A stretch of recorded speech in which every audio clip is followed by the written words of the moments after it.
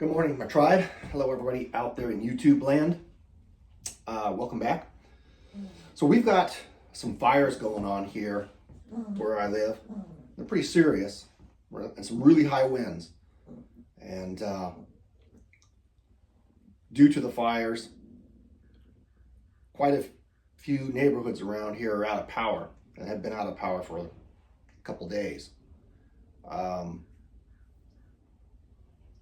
And I want to play you something, then you think about it. I'll play you a little video here that I took yesterday while I was doing my CCW permit renewal.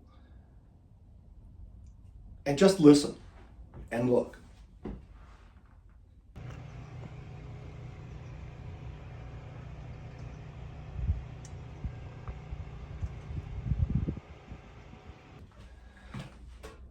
Okay. Imagine that's your neighborhood. The power grid has gone down nationally or worldwide, and it's not coming back up for years, if ever at all. And you are running your generator to run your air conditioning, to keep your freezer going, whatever reason, you're running your generator in your backyard. Do you think maybe that under the conditions you saw in that video, that sound carries and that people are going to gravitate towards that sound? They are. They're going to come investigate because after 2 days, the food in their refrigerator is starting to rot. How do I know this? Well, my pastor called me. My former pastor, who's still very good friends with, I live close to him, over to his house all the time. I called him up to ask if he'd take my daughter to school. He said yes, and I told him, he said the power's been out for 2 days. And I said, well, if you need to use my generator, let me know, I'll bring it over. He goes, yeah, okay, whatever, blah, blah, blah. And he hung up. He calls me back later in the day saying, so Joe, tell me, what does a generator do?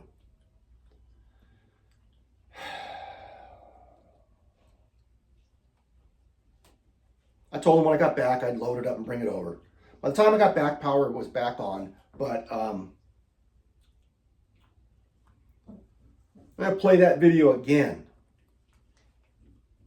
and listen and think about it, all right?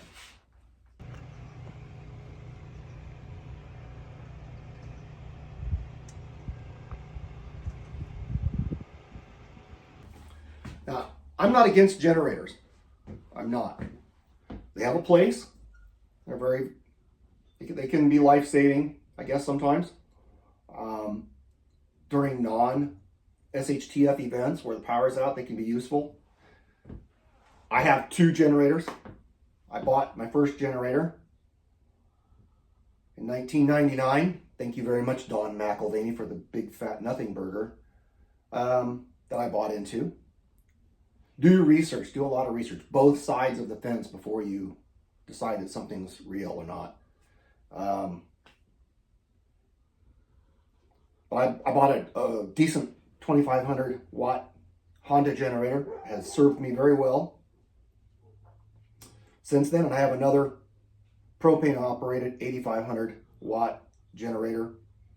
So I'm not against them. I just believe that they have their place.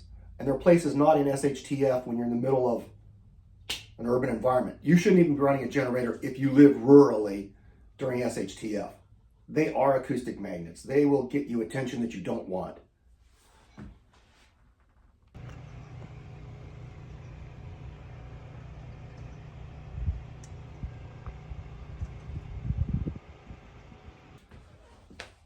Okay, think about that hard. That is an acoustic magnet. It really is.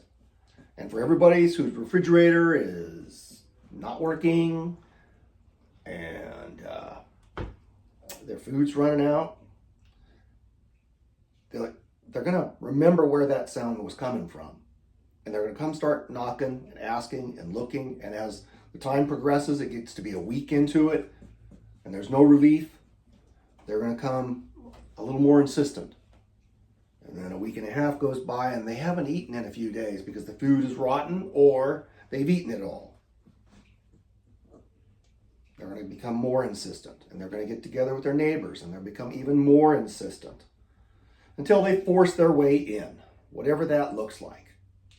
And you may have some boomsticks and some freedom seeds, and you say, I'm going to make my stand here on my front porch. Well, good luck with that, because there's hundreds of them and one of you. People revert to animalism very quickly. Just threaten the safety of their family. Take away their food supply, the water. It won't be very pretty. But rethink your thoughts. You can get a quieter generator. You can build chambers around it so that it can't be heard. But then you got your lights on, or the smell of food because you're cooking. Being in built-up areas is a really, really not good idea when we've lost the power grid. And I still see that coming. Yay, Trump won. I'm glad. I think we'll have a little reprieve, but we're also going to have civil unrest. I believe that's going to ramp up a lot. And asymmetric warfare, if we go into civil war, says take down the power grid. Because you win on day one. But you don't get the power grid back up on day one. That could take a little while, and that could mean some rough times. Store away some food. Have a water plan. Have a realistic water plan.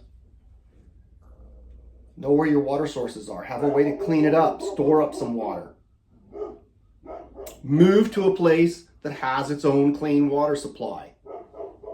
An indigenous water supply.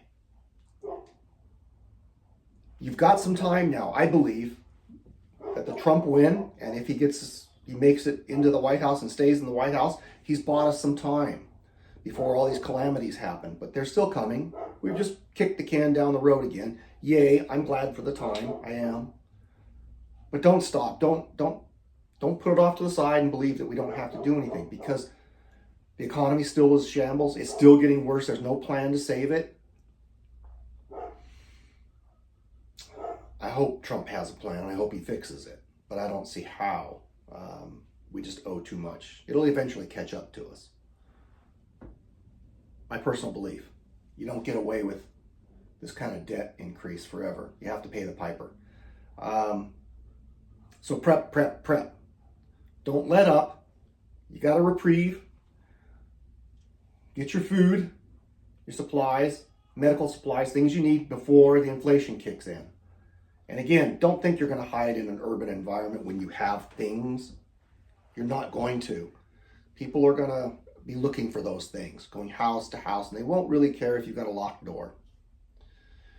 And if you've got an acoustic magnet running in your backyard,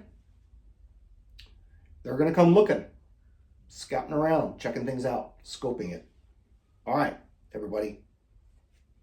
Get rural. Get prepared. God bless you all. Take care. Bye.